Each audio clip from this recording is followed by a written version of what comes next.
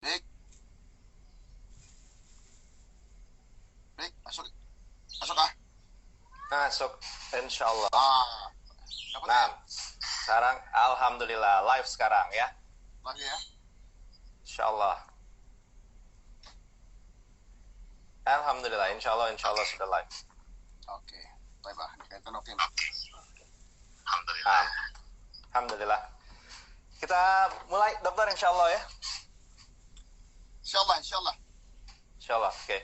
Assalamualaikum warahmatullahi wabarakatuh. Alhamdulillah ala kulli hal, dengan segala permasalahan yang terjadi sebelumnya.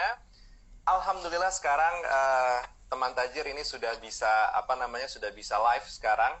Akan ngobrol langsung dengan Dr. Reza Abdul Jabbar. Ini dipanggilnya dokter ya, dok? Atau? Atau panggilannya Reza aja. Oh, Masya Allah, Masya Allah. Ya kan? Nah, siap, Reza. Wah, nggak enak ya manggil om atau om. Terserah antum aja, fadal ya. Nah, Fadok, syukran. Jadi sekarang ini alhamdulillah kita sudah tergabung dengan Dr. Reza, dan sebelumnya sempat disinggung kalau misalkan memang teman-teman juga punya pertanyaan, teman Tajir punya pertanyaan, insya Allah langsung aja ditulis, insya Allah kita akan coba langsung sampaikan ke Dr. Reza di sini. Jadi tadi Ana udah sempat cerita dok, kalau misalkan kondisinya saat ini Dr. Reza ini sudah beberapa kali diangkat oleh banyak pemberitaan dan segala macamnya. Videonya juga sudah mudah ditemukan gitu, profilnya seperti apa. Jadi tadi kami sudah ceritakan nih dokter kondisinya atau profilnya dokter ini seperti apa gitu kan. Cuman jadi satu pertanyaan tersendiri kalau misalkan memang boleh dijelasin dok, kenapa sih kok bertani gitu? Itu bukan suatu hal yang sebenarnya mungkin cukup common untuk teman-teman di Indonesia. Mungkin sekarang kepikirannya tahun 2020 atau mungkin awal tahun 2010 gitu kan, kepikirannya teknologi, IT dan segala macamnya gitu. Tapi sekarang bertani ini berawalnya dari mana kalau boleh ceritain nih, Gan Reza? Kalau Anda bisa kilas balik ya. Sebenarnya Anda nih ngikutin abah Anda aja. Oh, Masya Allah. Jadi gitu ya. Jadi waktu anak kira umur 10 tahun abah Anda nih ya. Semoga Allah merahmati beliau. Insya Allah. Kata beliau begini, ini kita mau sekolah nih milih dua aja. Satu, pengen sekolah, pengen jadi pejabat, pengen jadi mudir lah ya, pengen jadi manajer, atau antum nih pengen jadi ini nggak, pengen jadi pedagang atau pengusaha. Nah, tentunya jawabannya jelas ya kan. Apalagi sekarang banyak teman-teman udah pada ngaji. Ini cerita tahun 80-an nih. Masya Allah. Bener gitu ya. Jadi anak pikir, dulu abangnya bilang begini, Ya. coba nanti lihat di pasar tuh berapa harganya daging sapi, berapa harganya susu. Kita nggak punya barang, tapi kita makan daging sapi, kita minum susu sapi gitu loh.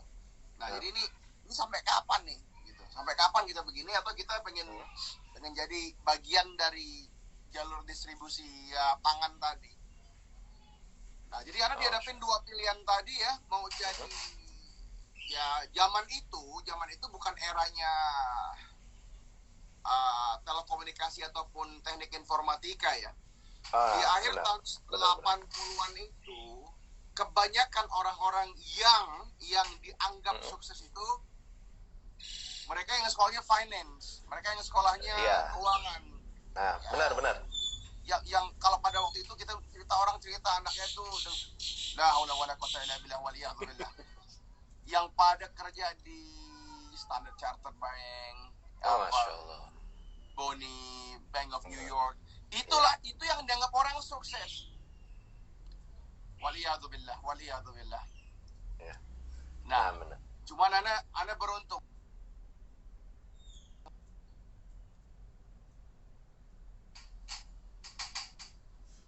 Anda beruntung bahwa abah Anda nih punya visi yang beda ya, di mana dia bilang kita nih mendingan jadi pedagang aja nak, gitu loh.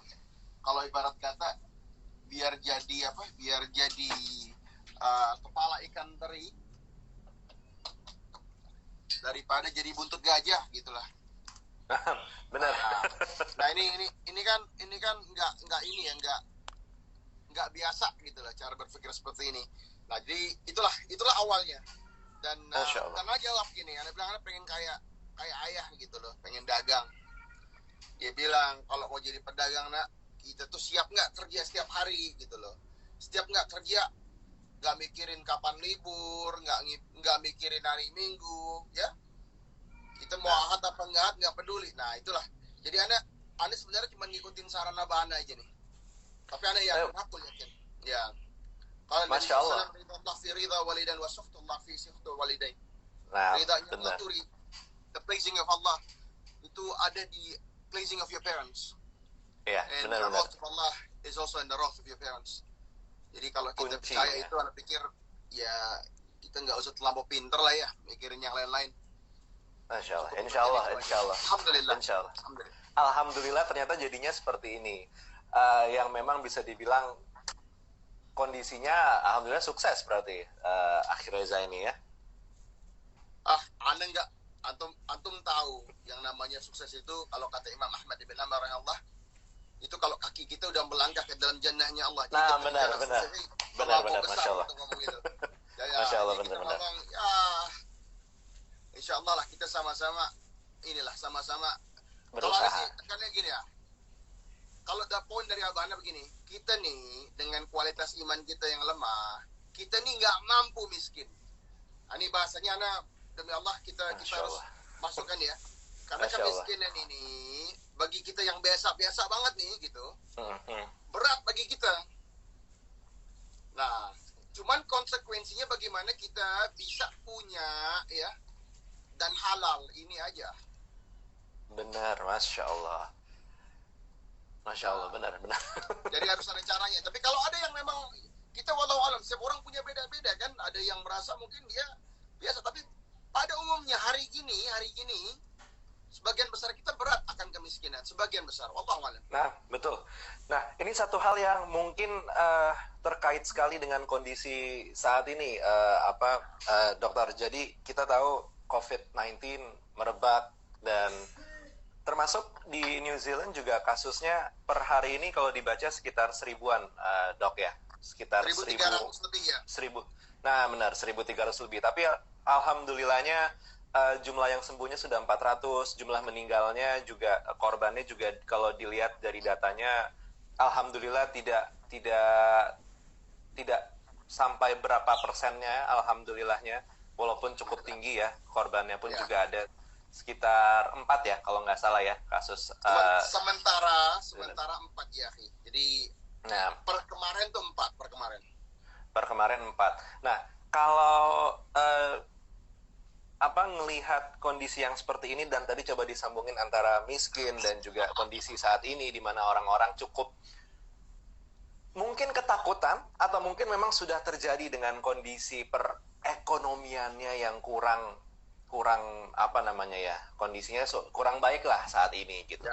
Kalau kondisi di New Zealand sendiri sekarang gimana, Dr. Reza? Apakah masih hitungannya cukup terjaga dengan baik atau gimana? Dan lebih khususnya mungkin juga di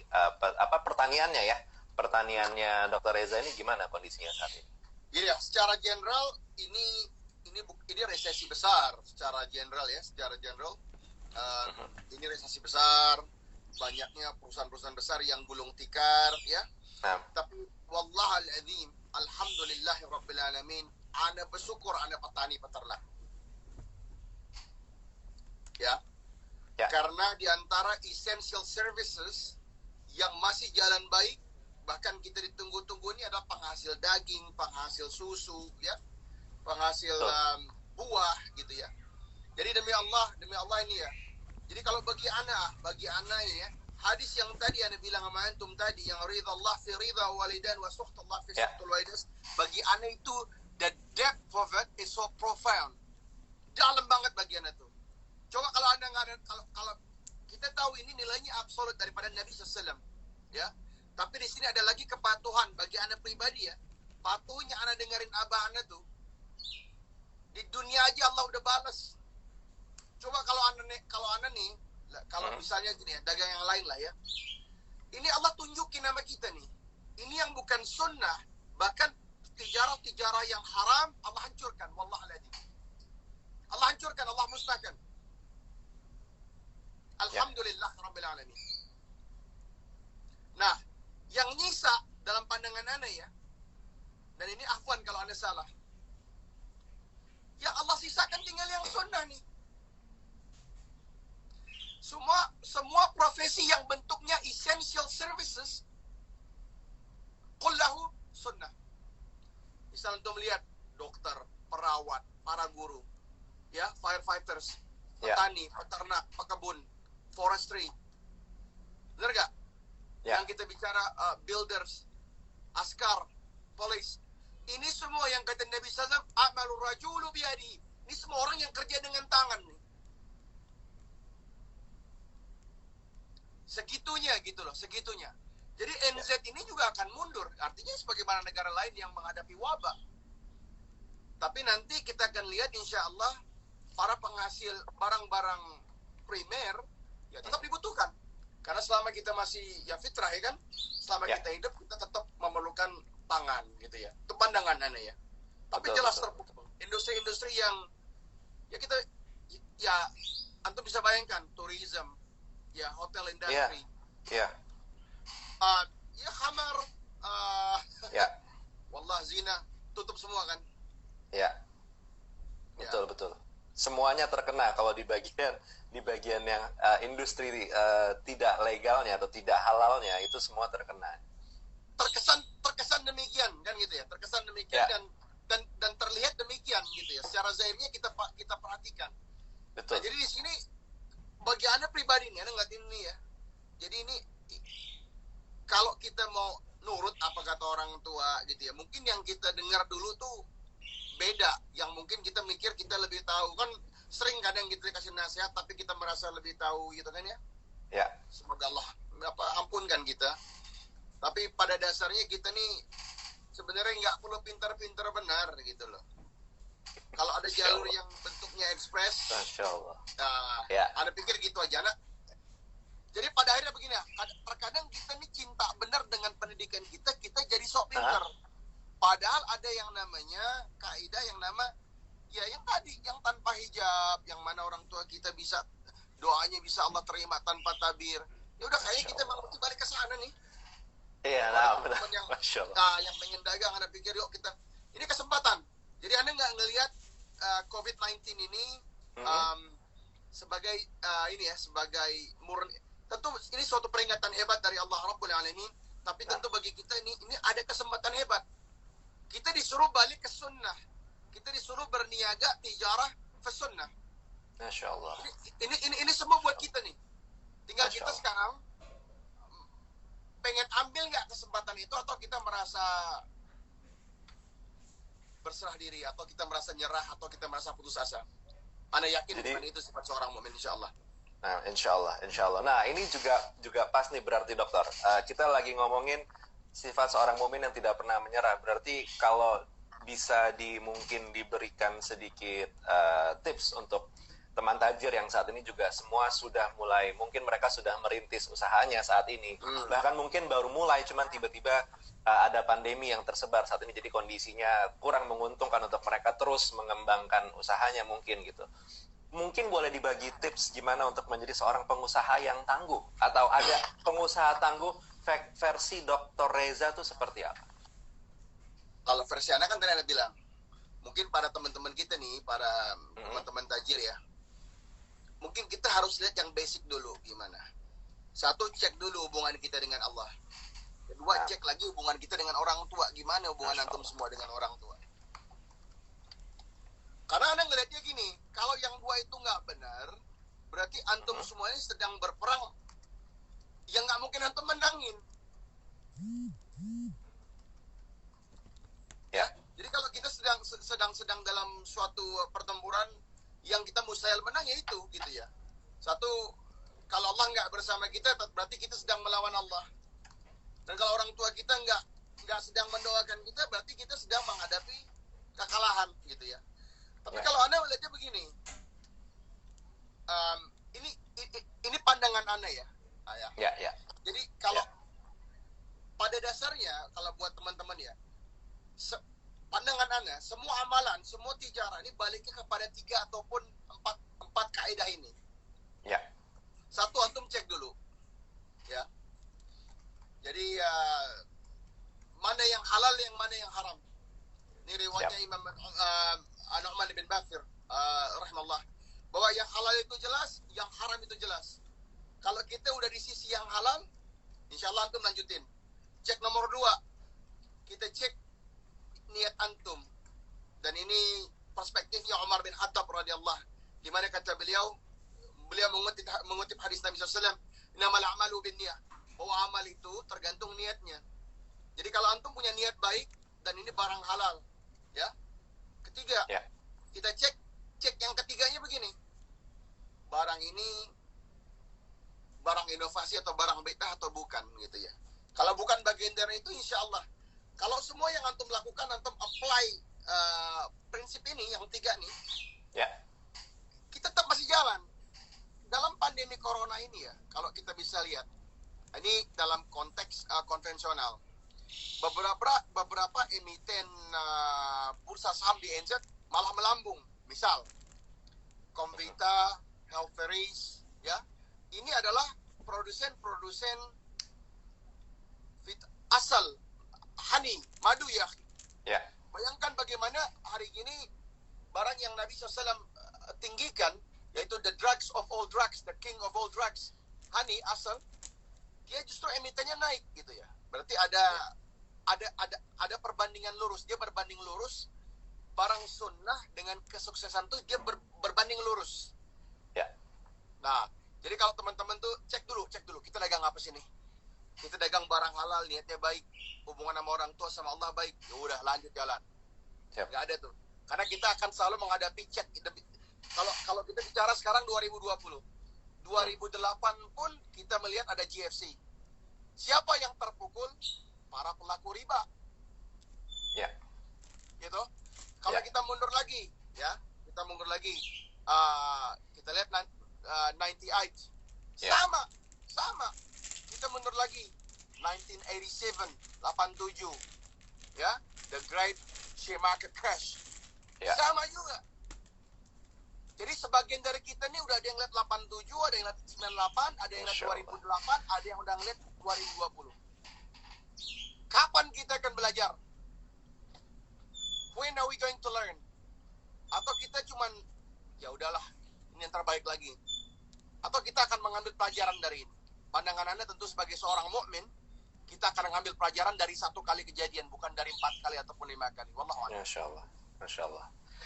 Memang jeli juga untuk menangkap sinyal-sinyal yang memang diturunkan gitu, bahwa kondisi ini diturunkan bukan dengan kondisi untuk membuat manusia kesusahan atau apa. Itu juga jadi sangat penting berarti ya, dokter ya.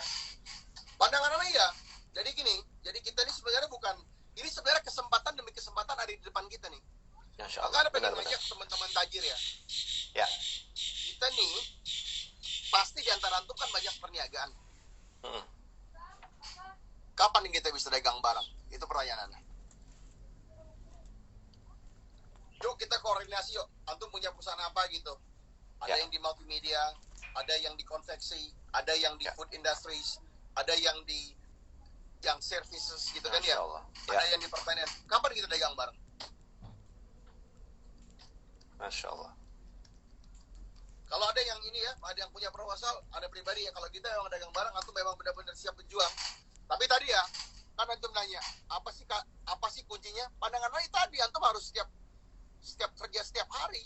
Dan itu, kalau bekerja itu sunnah, dan itu ibadah, kenapa mesti libur? Masya Allah. Prinsip yang banyak dilupakan oleh orang-orang saat ini ya. Iya kan? Kalau kita pengen banyak libur, berarti kalau kerjaan antum tadi emang ibadah, ya? Ya, berarti kenapa? Kan kita nggak mau berhenti dong. Dan ini pandangan, lagi-lagi ini pandangan anak. Kalau Anda salah, antum ingatin. Kebanyakan kita ini berhenti ataupun banyak terpaku dan tertumpu akan ibadah-ibadah mahdah aja. Kalau cuma wallahualam kita tidak pernah merendahkan satupun amalan kebaikan. Tapi ada amalan yang bentuknya ibadah, ada amalan yang bentuknya amalan, ya. Ya. Yang meninggikan derajat kita kan bukan ibadah, tapi amalan. Misal ada satu orang di antara antum berniaga, ya, punya warung kopi yang banyak. Di situ ada kaum muslimin yang bisa bekerja. Ya. Zakat keluar, employment terciptakan, izah kaum muslimin hadir. Ini kan tingkatannya lebih dari ibadah. Ya. Kenapa yang nggak begini yang kita tuju gitu loh? Ana khawatir sebagian nggak dapat pemahaman yang benar tentang bagaimana Allah Subhanahu wa taala mengajarkan kita, ya ayyuhalladzina amanu wa 'amilus shalihat. Jadi kalau kita beriman aja nggak ada amal saleh ini lebih gede hitungannya. Maka kata Imam Ahmad bin Hanbal dalam satu narrationnya adalah al-malu salih lil mar'ati salih. Sebaik-baik harta itu di tangannya orang saleh. Bukan jelek loh gitu loh.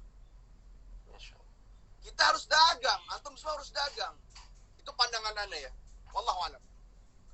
Masya Allah, benar-benar mungkin untuk teman tajir yang lagi nonton, termasuk Ana pribadi juga merasa dapat banyak sekali tamparan ya, tanda kutip tamparan yang sangat bagus sebenarnya gitu, karena banyak sekali hal-hal positif yang memang kalau kita bisa bisa rekap lagi semuanya itu kembali dengan konsep bahwa ridho Allah, ridho orang tua itu sangat penting. Dan jadi nggak usah sok pinter, nggak usah ngelawan orang tua. Cek lagi, perbaiki niat, perbaiki hubungan dengan orang tua, perbaiki hubungan dengan Allah, dan insya Allah kita maju. Cek barang-barang, insya Allah kalau misalkan emang yang kita dagang itu halal, kita langsung maju berarti, langsung begitu aja berarti dokter ya, insya Allah. Pandangan ya, karena kalau antum, kalau kita percaya, dan saya yakin, Anda bukan nanya antum, kalau antum percaya, karena pas ini sunatullah. Kalau 9 dari 10 rizq itu dari tijarah, dari perniagaan, ya. Terus teman-teman nunggu apa lagi? Nah benar, masya Allah. Kan poolnya di situ, ya kan? Ya. 9 dari 10 adalah tijarah. Terus gimana cerita yang bukan tijarah lebih keren daripada yang tijarah? Benar, masya Allah. Nah sekarang begini, dokter, misalkan kita bermain satu buah kondisi di mana teman-teman, saya banyak banget teman-teman yang masih ngantor dengan konsep bahwa kalau nggak di sini mau makan apa keluarga, kebanyakan masih bermain di era situ gitu. Sementara teman-teman yang lain juga sudah ada yang mungkin kita berhijrah, kita pindah keluar dari kantor, kita akan mulai perniagaan. Tapi qadar Allah, ternyata memang perniagaan awalnya masih belum menemui satu buah titik yang belum nyaman lah untuk bulanannya, untuk hariannya dan segala macam gitu, sampai akhirnya mau tidak mau, tanda kutip versinya mereka mungkin akhirnya berjualan barang-barang yang mungkin masih jatuhnya belum jelas haram halalnya lah, ada sedikit syubhat di sana. Mungkin apakah dokter punya satu atau dua hal yang bisa di-share kepada teman-teman untuk tetap bersemangat dan untuk pindah, ayo lanjut dengan yang halal, jangan bermain di sana, atau silakan dokter masukannya untuk kami. Kalau kita bicara gaya hidup nih kadang-kadang memang berat, tapi memang kadang-kadang memang kita nggak, Anda sih jujur sama antum semua ya, kita juga nggak mulai dengan sempurna gitu ya. Sempurna tuh begini, istri kita nggak usah kerja sama sekali, kita berniaga benar, itu memang masya Allah, kalau memang bisa Allah kasih itu alhamdulillah. Tapi Anda juga dibantu hari mana kita kerja bareng gitu ya, bukan keadaan yang ideal ya, besar. Maksud Anda begini, setiap kita kan mampu meredam gaya hidup, misal begini, yang namanya orang masih berjuang itu memang dibutuhkan teman terbaik. Pandangan Anda, nggak ada teman lebih baik daripada harim antum, daripada istri-istri antum, itu pandangan Anda. Berat kita sendiri ya, tanpa support, bantuan, keikhlasan dari istri-istri kita nih. Ini memang bukan barang gampang. Nah, cuman kan kadang-kadang kita merasa bahwa ada suatu tahapan di saat kita telah mapan itu untuk meninggalkannya susah.